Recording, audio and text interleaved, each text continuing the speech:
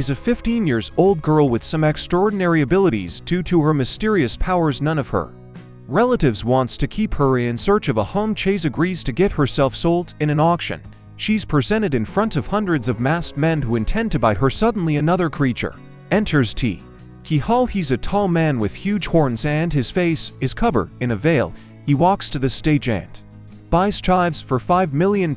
He takes her to a strange place surrounded by capsules having mysterious beings. After reaching a room, the mysterious man removes his veil and reveals an inhuman skeleton. On face, he introduces himself as Elias and calls Chase fortunate to be what she is. Hearing this, she remembers all the suffering she has faced since her childhood. She's definitely not fortunate. Elias calms her down and hugs her tightly. He doesn't want Chai to look down on herself anymore. While her eyes are closed, she's taken to a totally different land, a beautiful meadow centering a small cottage. Elias tells Chase that they have traveled from Japan to England just in mere seconds. He's not an ordinary person. He's Mage, who can do jaw-dropping magic. He takes Chase inside the cottage and gives her a bath. During the bath, she also encounters small fairies called Ariels. Afterward, she's presented with a heart-filling meal by Silver. She's the caretaker of this house. It's been a while since Chase has gotten such treatment. Elias tells her that she will be trained as his apprentice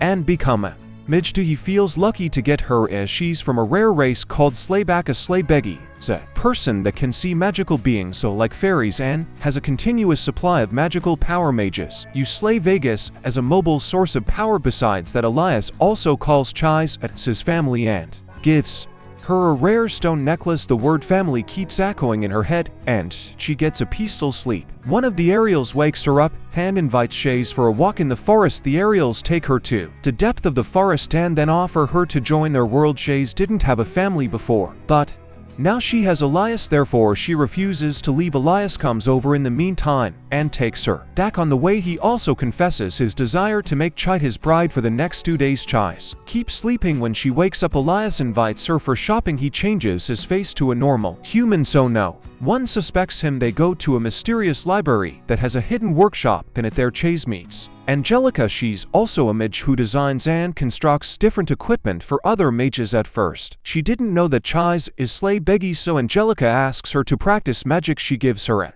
crystal and tells Chise to change its form. In a couple of seconds, the crystal changes into a garden of poppy flowers. The amount of power she has leaves Chise herself in shock. Elias requests Angelica to forge suitable equipment that can help Chase control her powers. After the purchase, they go back home. A priest named Simon is waiting for them at the door. He wanted to meet Elias and to know his intention of getting an apprentice after such a long time. After his departure, Elias takes Chase to another place to show her some flying dragons. Suddenly, a huge silver dragon picks up Chai and takes her into the air. The dragon is guided by a golden-haired rider. He takes Tries to the secret land of dragons. The dragon throws Kais into the water and she gets all wet. Elias follows her to in the form of her shadow. The golden-haired man is the caretaker of the land of dragons. He's also a mage named Lyndall, who met Elias 300 years ago. Elias needs to talk about an important matter to Lyndall, and they leave Kais behind to play with the little dragons. After playing for a while, they gathered around the old dragon named Nevin. He's called the father of the forest. Unfortunately, he has lived enough and his leaf is about to end. Chai feels sorry for him, but Nevin seems satisfied. Everyone has to leave after taking their part of happiness and sorrows from the world. It reminds Chase of the time she tried to commit suicide. Nevin sees through her thoughts and says that the living should never envy the dead. Then and he tries to join his last flight in a dream. When she opens back her eyes, Nevin starts changing into a tree and requests her to use his wood whenever she needs a wand. Regardless of what he said, Chai still envies his peaceful departure from the cruel world. While returning back with Elias, she feels a little dizzy and falls down unconscious. Kais has a strange dream and wakes up on Olia's lap. They are riding a train where they find a talking cat just like Chais used to hear in stories. Iscat has 9 lives and is already living to 7. They stop at the Kingdom of Cats, which is surrounded by numerous other cats, and take Chase and Elias to meet their king. The king is a female cat named Molly. She lives with a young girl whom she calls her owner. The cats need mages to help solve an important case. Elias goes to investigate, while Molly takes Chise to the lake. Years ago, there was a mob and who enjoy killing cats. He brutally killed several cats till a cat took the position of the king and gather other cats. They all united to kill that man, but his corrupted soul was left behind. That same soul is trying to emerge once again. Chase is quietly hearing this story, and suddenly a person pushes her into the water. There she meets the soul of a girl named Minna. She's the wife of the person who killed the cats. Minna was seriously ill and her loving husband, Matthew, wanted to grant her a new life from the cats. She considers herself the core of this corruption and requests Chase to erase both of them. Elias takes Chase out of the water and gives her the task of cleaning away the corrupted souls. In the night she dresses up and takes the lantern to walk toward the corrupted souls. Before she can start the magic, she gets captured by a mysterious woman and her master. They are sorcerers named Renfer and Alice. They use science to do magic. Elias reaches there, but the sorcerers accuse him of using Chase as a test subject. She's left in shock when they say she's soon fated to die a slay. Becky is a continuous supply of magic, but this power makes their lifespan shorter. Renford calls Chive's necklace as a tracker to snatch it away. She can't take it anymore and breaks free from them. She gets back to Elias. He may seem suspicious right now, but Elias is the first person who treated her as family. Elias advises her to continue the clearance of soul along with Molly, while he will handle the sorcerer's. Chai touches the soul residue, which takes her inside the memories of Matthew. He had requested a sorcerer to help cure his wife. The sorcerer told him that Minna was left with only a few years and he needed to perform a special task to save her from the next day. The number of cats in town ordered to decrease. Minna was looking for her husband and reached a den in the middle of the forest. The creepy place was filled with dead cats. Matthew told Minna that he used cats to make medicine for her. The sorcerer reached there too and they forced Minna to drink the medicine. In a blink of an eye her body melted down. The sorcerer only considered it a failed experiment, but Matthew is ready to kill more cats to make better medicine. He comes out to kill Minna's pet cat, but it attacks him with several more fellow cats. After getting out of the memories, Chase meets Minna again, who asks to help them get free. The souls have lost their way to their destination and Molly is ready to sacrifice herself to guide them. But Kais decides to use Ariel's wind magic to guide the souls, allowing the couple to get a peaceful ending. Meanwhile, the sorcerers still believe that Chase will not succeed, but Elias trusts fully. Suddenly, there's a gust of wind filled with petals and Chase appears carrying Molly. After seeing her success, the sorcerers go away, but Elias is still wondering about Renford's missing hand. Chase is tired from the event and Elias carries her to their home. On the way she asks Elias when she will die. He tells her that she can die in 3 years, but he will find a way to delay her death. He wants to live longer with her. He's not a human nor a fairy. He has seen thousands of humans, but never understood them. When he saw Kais, he felt that she wouldn't leave him, as she didn't have any other place to go. While Elias is saying this, all Kais was glaring at his expressionless face. However, his eyes speak with an innocence that attracts Chide. She caresses his face and promises to never leave his side. From the next day, she goes into a 2-week-long slumber. Elias takes her to the forest so she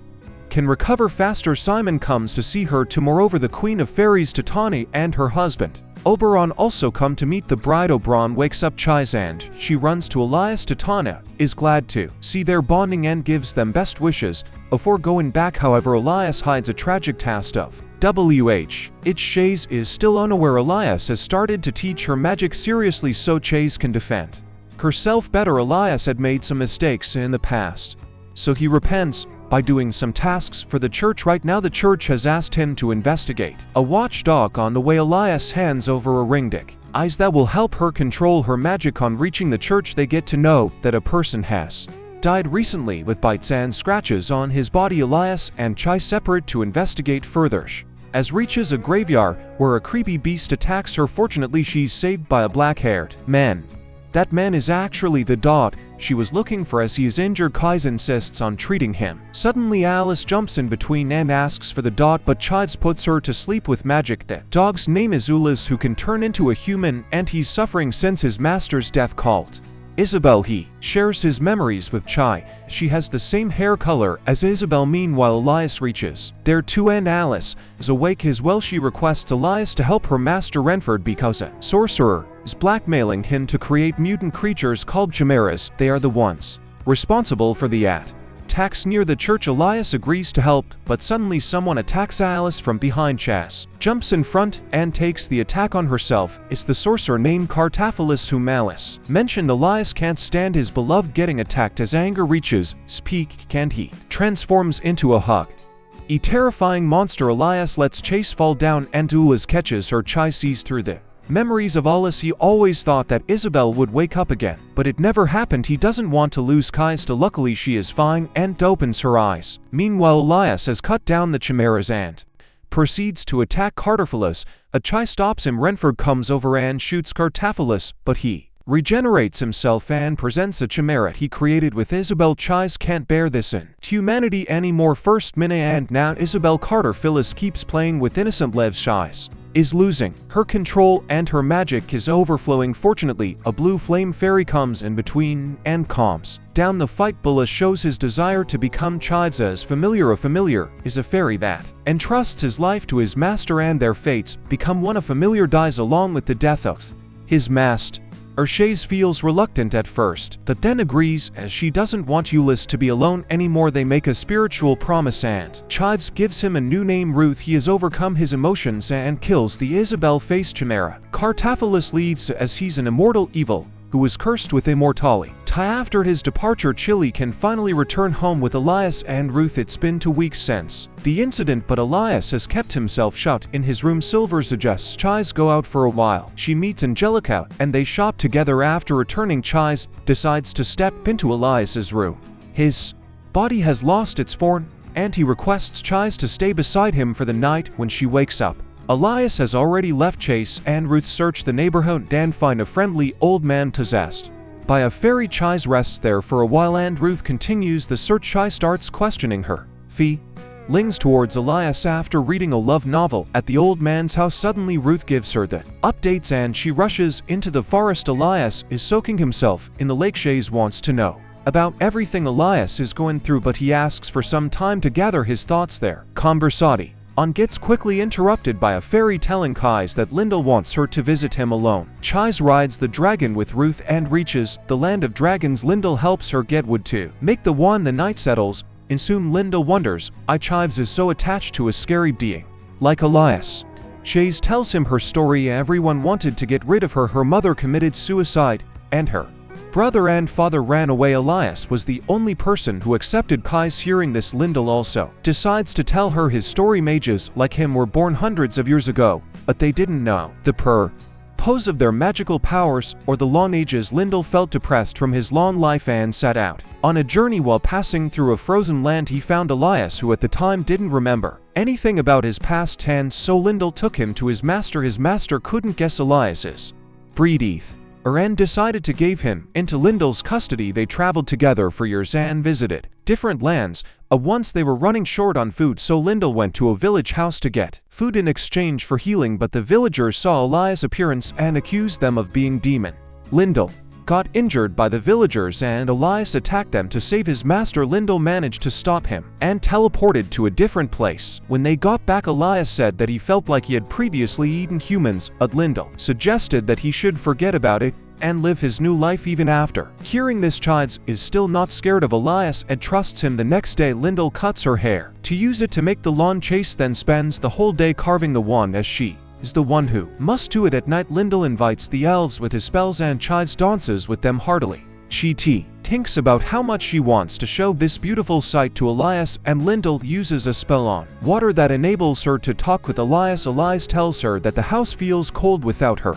Chives feels touched hearing this and promises to come back soon, as she wants to share her feelings too. Elias gets even more restless. Just like a kid, he cannot stop counting the days until he can see her again. Meanwhile, Kais has finished carving the wood. Lyndall combines it with her hair and some gems to form a beautiful red wand. As soon as Chase holds it, she gets teleported to a place where she meets Nee. Then again, with the wand, their fates have been connected. Nevin advises Chase to take this as a chance to speak to herself. At first, she was afraid of getting kicked out of Elias's house, but then she became comfortable there. She knows that she can trust Elias, but at the same time, she's afraid she can bear the thought that he might abandon her just like everyone else did. Nevin tells her he's actually thankful to Chizzy's mother for not killing her, otherwise the little mage won't be able to help out so many people. Moreover, he advises Chiz to stop holding back herself. Words lose their colors with time if they are not set at the right moment. Chiz returns from the dream and uses her magic to transform him into a fire dragon and fly back. She can't wait to see Elias once again and falls into his arms as she arrives, but the long trip made her tired. She fell asleep for 2 days, and when she wakes up she thinks about all the warm people she has met so far. She thinks about how much Elias changed her life for the first time. She has a place she can call it home.